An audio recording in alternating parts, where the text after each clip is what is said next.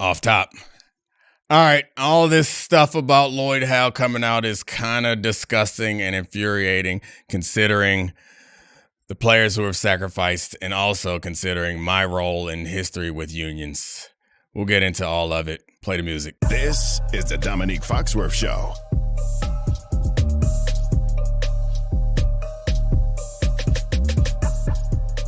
Welcome to the Domonique Foxworth Show. All right, this is going to be not a fun show, but I'm going to step aside. I think I'm a little bit worked up and emotional, and I'm having a hard time thinking of where to start, so I'll just let you, Charlie, take the reins. Oh, wow. Okay, well, how about we do it this way? All right. I'm going to provide some information. You tell me when to stop because it's something that has been an important fact in a union and a story that you care about. So we are tracking the story that our friend... I'm not even going to jokingly call him a nemesis in this episode. Our friend Pablo Torre broke with Mike Florio about the role of collusion between the NFL owners, the league, and the executive director of the NFLPA, Lloyd Howe, that he broke a couple of weeks ago. It stems back to 2022 after Deshaun Watson was given a 5-year, $230 million guaranteed contract. And very conspicuously, Lamar Jackson, Kyler Murray, Russell Wilson, but particularly Lamar in this, even though there are other circumstances around it, we're not given similar guaranteed monies, even though we know that quarterbacks normally set the market and subsequent contracts follow. The NFLPA filed a grievance. This was DeMaurice Smith before Lloyd Howe took over as executive director. Over the next 3 years, Lloyd Howe is put in as executive director of the NFLPA. The ruling on that collusion case was there's not enough evidence. The NFL didn't collude. But here's where it gets conspicuous. Lloyd Howe agreed to confidentiality of this agreement, not send it to the players, not sending it to the teams and the reps of guys who were still negotiating contracts, and hiding this information from the players. So it's important, I think, to understand how useful this information would have been, because it demonstrates that the teams were colluding, frankly, and I know the findings didn't find that it was true collusion, but it demonstrates that the teams are working together. Dude, we know. We had Dean Spanos texting with Bidwell being like, Dino, this is going to help us with our guy about negotiating with Justin Herbert after the Kyler Murray deal. And of course, Lloyd decides to appeal it after Pablo exposes. This Tuesday, Lloyd Howe, under fire. There's a change.org petition to remove Lloyd Howe from being the executive director of the PA. Is like, we got to find out who did this. We got to appeal this collusion. It's all incredibly infuriating because there is a person running the union who seems to clearly have a track record of not necessarily doing business above board, given that he was put out of Booz Allen Hamilton because they were found to have defrauded the government. The biggest government fine ever, $377 million. So football is a particularly dangerous game. And I certainly am not looking for sympathy or looking to paint football players as victims. It's a very dangerous game. There are a lot of risks that the players are taking, and they're taking them willingly. And in part of that is because you believe that it is worth it for you. Mm-hmm.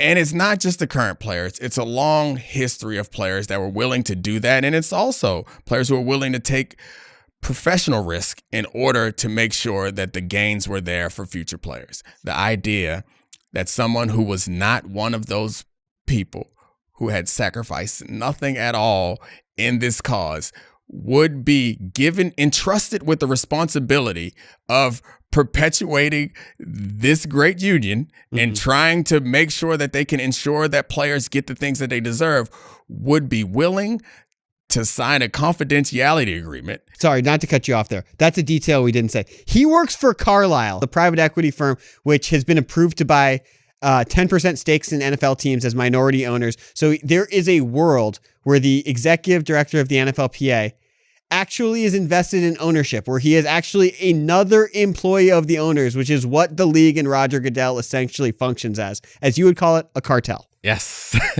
And the idea that all of the value that's been built up by these people's sacrifice, that someone would come in and sell it down the river for their own personal gain, is the part that really makes me angry. Mm-hmm. And it's also because I think the current players recognize that this is a problem.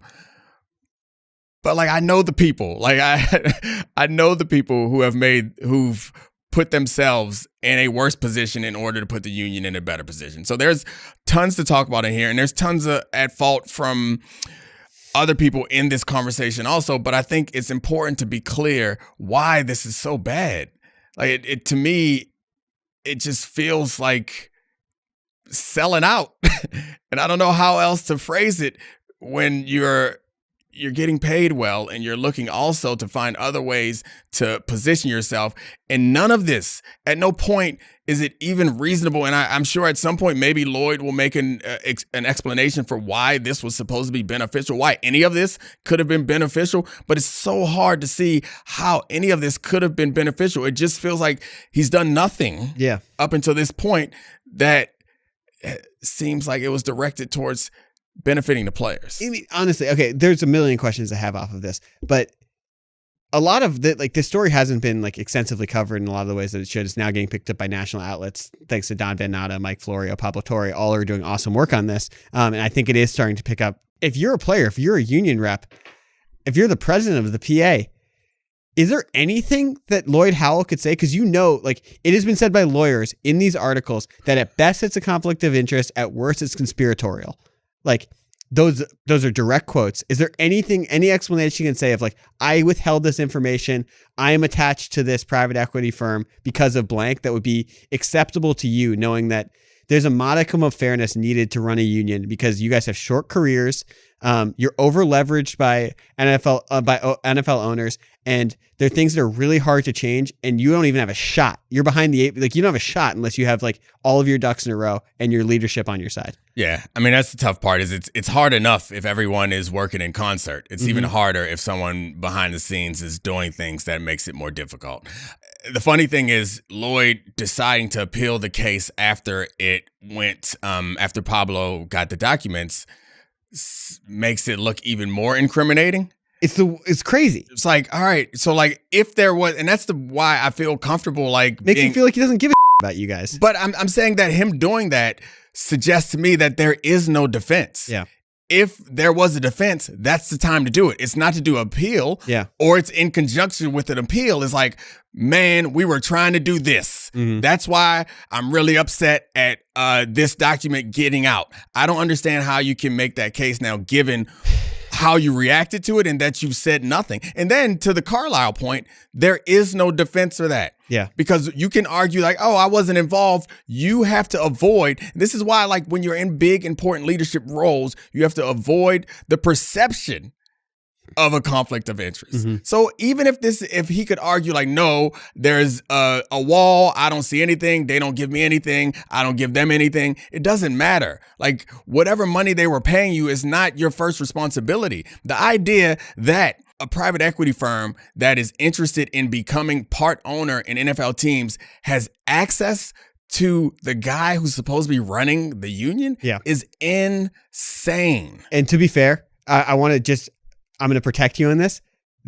Carlisle has said that there are, information passing things that are blocking him from having information about this. Obviously, it seems ridiculous. They claim to not know that a union rep asked him to step down from Carlisle as well. Yeah, I recognize that. I read that in the article too. I don't care. No, detector, obviously. I mean, but whether it's true or not doesn't matter to me. Yeah. Like, it could be true. The point is that whenever in some leadership roles, there are some things that you just can't do. You just have to give it up. Like, you can't make money on the side if you're the leader of the union. At least not like that. And so this is, by the way, we now know it's been reported $3.4 or $3.6 million from being the head of from being the executive director of the NFLPA. So it's not like he needs the side hustle necessarily. I mean, I know he's probably an ambitious person, but also I want to ask you about like what it takes to run one of these and how you have to be selfless with this, because it's largely intimated that the reason he wanted confidentiality on the findings to begin with from the arbitration was because it showed the shady process by which he became the executive director of the NFLPA, which was that essentially J.C. Tretter hand-selected him and didn't go through an honest process to give the best representation for the players. J.C. Tretter is a former center for the Browns who has aspirations of being the executive director himself one day, and he thought that Lloyd would be a placeholder guy till he got in there. that tracks very similarly with the Carlisle stuff of being like, I'd like to hide the information because it benefits me, and I don't want other people to know that this information that benefits me is out there. When you see that, is there any way, I'm not saying like about his honesty, but if those are your instincts, if your instincts are to protect yourself over the larger group of players that you're representing, does that alone make you unfit for the job? You're asking questions that you already know the answer. I'm leading the witness here. Yeah. I mean, yes, obviously it does. And I think believing that there is someone who is 100% benevolent is probably a mistake. So yes. I get that. It's the responsibility of the players to hold them accountable. But I also think that hiring an outsider. Yeah. I don't. So like D was an outsider. Yeah. When we hired D, but I do believe that there are checks and balances there to ensure that those things I'm not arguing that anyone is better or worse, but I do know that there are things that you have to be aware of. And a guy who came from where he came from, it's hard to he was a trial lawyer. Yeah. He was a fighter. No, I'm not talking about D now, but like Lloyd, like a guy with that background, of course there are going to be some red flags. It's not to suggest that he can't do it, but you should be extra vigilant about someone, because unions are different, man. Like, it's not running a business. There's something else about being a part of a union that's different. And I'm sure it sounds like me as a former union leader is like being a little grandstandy about this, but no, like they actually are. There's a value to the unions, and there's not a profit motive. Like, there's a different motive. I think it's probably more akin to nonprofit than it is. I mean, it is technically a nonprofit, but like the leadership of a union is much more closely aligned with that than someone who's looking to maximize profit. Yeah. I mean, it's I guess in theory, a nonprofit that wants to maximize profit for its members. Well, I mean, you're measuring by your outcome. Your outcome is the satisfaction of the members. It's not the amount of money that you put in your pocket. That's exactly right. And also, it's particularly, I feel like you have to be, and I'm not going to say like altruistic, because it's not about that, but like necessarily, but the NFL is unique because of the range of outcomes of these players and how cognizant you have to be to the different financial standings of this stuff, which is something that I know that you know, where like the vast majority of players are either on rookie deals or cost controlled, similar rookie deals. The careers, I mean, like people have reported they're 3 years or 5 years, whatever. It's not the type of thing that we're seeing in other sports right now. And there are simply more players that you have to represent, and you have to represent like a larger constituency. And like, I mean, you can speak to this, how much that means to you, how much that like changes it changes everything for people. And the union is responsible for a lot of players being in position to change their lives. Yeah. I mean, I think that's important. I also think that what's made this even worse is that it is a setback for the union because, as you know, union strength is drawn from its solidarity. And I think you hear so often when players talk about the NFLPA, they say them and they and call it the PA. Interesting. And it's sad because you are the union, the players are the union. And what I mean I've never thought about it that way. Yeah. I mean, it's supposed to be like an upside down triangle where the guy who is executive director is at the bottom. Like, he works for you. Right? Yeah, he works for you. The people who run it is supposed to be the members. And you hear so often that they separate themselves. And I get it. I understand why. And you can only feel more separated now. Why?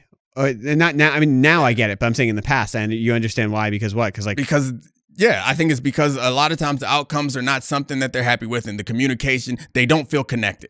It's the hardest thing to do with a disparate population and young guys that are coming in or going out. It's a hard thing to make them feel connected, but that's the job. Yeah. Like, that's the responsibility.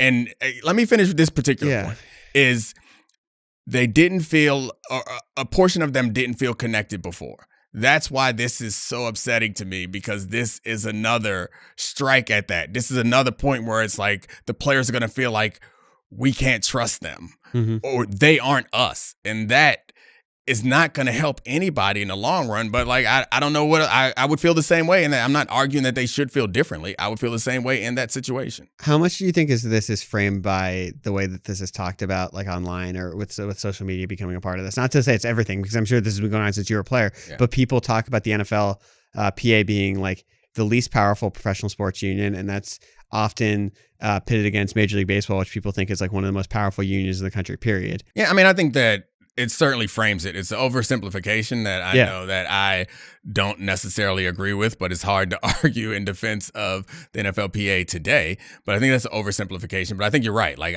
the current state of affairs is it's very difficult to get consistent communication with the players, where a lot of influence is made from how the rest of the world feels about the union, and the rest of the world doesn't feel good about the union and feels even worse about it right now. Yeah. And I think it was 79% of players voted in the last executive director election. So it's like it's I know it's a 1,500-ish, 1,600-ish player pool, and you want that number to go up, where you can control that. You have union reps to help that along the way. Yeah, I mean, I think it's the instinct of the leadership in any situation to try to consolidate power and have fewer voices, and I think it always backfires. Like you can have the small fight now when you disagree with somebody, or you can have the big fight later when you disagree with everybody. And I think often, to avoid the small confrontations, leaders, and it's not just unions, are looking to make their circle tighter and tighter and tighter, which inevitably blocks people out. And the people who are blocked out in this situation are people who ultimately have the final power, and it just sucks. I hate it. Yeah, I mean, like we've done the show for years. I've never seen you like this frustrated about the topic. I'm frustrated. I don't feel like I'm getting my point across clearly, but it infuriates me for the reasons that we talked about. Like, this is important to me, and I care deeply about this organization and the people that it represents. Can I ask you a couple questions about pushing it forward? Sure. Because is there any part of this? Okay, so first of all, this has been bantered about. Do you see a class action lawsuit coming from the class of 2022 free agents for garnished wages that were unfairly taken from them? Absolutely. Is that directed at the NFL or the NFLPA or both? Yeah, I think it's directed at both. Yeah. Like, I would be surprised if that opportunity is not taken by someone. Like, I think it's 590 players that fall into that. Yeah, someone will take it and other people will sign on, and yeah, they'll do that. That's actually really interesting, and I'm looking at it now, and the NFLPA has actually been sued by its players a few times. Colin Kaepernick and Eric Reed, NFL retirees, have sued the NFLPA. McNeil versus the NFL. It was the beginning of free agency. The NFLPA was a part of this, and like, it's really interesting about that. And I wonder if there's something with this as we push it forward, where if you're the players beyond the union, I know this is the most important part about getting like Lloyd Howell out of there and a real executive director in there. Is there any opportunity for leverage of this, where contracts are going to be different? Like, players are going to be able to go to owners negotiating their next deal, being like, we know you colluded against us. Like, if it is, you're laying it bare if you're going to do it to us again in our face as we're suing you in a class action lawsuit about this. I think the sad part is there was an opportunity to gain some leverage. It doesn't mean that it's completely gone, but the leverage that you could have gained feels like that energy and momentum is shift towards like more distrust of the union. So I think players will obviously, on an individual basis, try to use this as a way to create some leverage. If they are willing to cooperate and work together, that's another question altogether, which I think is going to have to stem from some sort of real leadership in the union. Well, what's that look like? Because like let's just say it is one player. Let's say it's like one person who's like, F this. I know you colluded against me. I want a fully guaranteed contract. I'm a young MVP quarterback. Is there a way the union can get behind that person and be like, this is a watershed deal? Like, F you NFL owners, make this deal, and this is what contracts look like moving forward. Because we generally, if there's one of these things that is not like an ill-gotten gain like Deshaun Watson, it's a watershed. It's a contract setter for things moving forward. Yeah, I mean, I think there are plenty of things that the union can do to get behind a player like that. I mean, the first thing is share the information. Yeah. It's the first thing that you could do. The second thing is you need to get together a group of players. And so I think the question that you have to shift the pressure, and it's a hard thing to ask. It's like you're asking one player maybe to make it clear that he's not going to show up, and that player might have to sacrifice a year of his career. And you're putting the opposing owner in a position where he's like, all right, do I stand with my group of owners and sabotage my season or my chance and have whatever backlash that comes from this? Or do I go ahead and sign this deal? The funny thing is, if it's a quarterback, the owners already know that whether the deal is guaranteed or not, the deal is kind of guaranteed. Yeah. Quarterbacks get all that money. So do I stand on principle in order for me to go back into my owners' meetings and not get yelled at by these other owners, or do I make this decision? That's a tough decision for that owner to make, obviously. That decision is made even more difficult if there are a number of quarterbacks or players who say, we are all standing together in this, because then it's like, all right, this is futile. Like, they are going to stand together. And this is back to the point of strength and solidarity. Everything comes from being able to credibly threaten, because you won't actually have to miss a year of your career if the threat feels credible.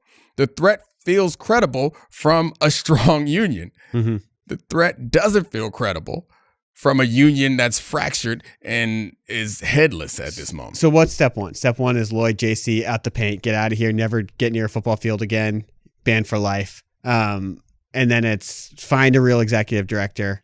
I mean, I think it's a long process, honestly. There's no way of getting the players together. And I think agents have the ability to do something like that. Obviously, the players have the ability to do something like that. But I do think that whatever happens, it has to be player led. So long term, more damaging, because we now have information that should be very damaging to NFL owners in negotiations with players. We have that. Thank you to Pablo Torre. We know exactly what they were saying. In theory, that should be damaging to the NFL owners. But is this more damaging to the PA because of how it's fractured something that was like a very professionally run union that was like the last vestige of fairness for its constituents? Given what was happening there, I think they're better off without the leadership. What happens after that can't be any worse. Yeah. I think it's probably worse for the NFL. Yeah, because that's how I felt too. Yeah, they're losing their buddy, their inside source. Yeah, they're losing the guy who was willing to collaborate with them, and what the future holds like is uncertain. So like I think it's hard to imagine a situation where the union is in a worse position. Can you remember a bigger inflection point for like players in a union like this? I know there have been strikes, there have been lockouts, but this feels like a genuine inflection point for how labor is going to be negotiated for NFL players in a really unique way. Yeah, I mean, I don't know about comparing it to other inflection points, but to your point, strikes, the Reggie White lawsuit, I think is a big one. I think the replacement players was a big inflection point. Like those are huge inflection points. Yeah, I do think that this is going to be a like inflection point to us pointing back to like, oh, I hope this was the point when the NFLPA and the active players retook their union. And it's going to take time, but inevitably get to a point where they aren't pointing to the union saying they really feel like the person that is leading the union works for them in a way that it hasn't felt. Thanks for being my therapist. I feel slightly better now. All right. Thank you, Charlie. Thanks to all the great producers. Pavel, we love you. I'm out. This is the Domonique Foxworth Show.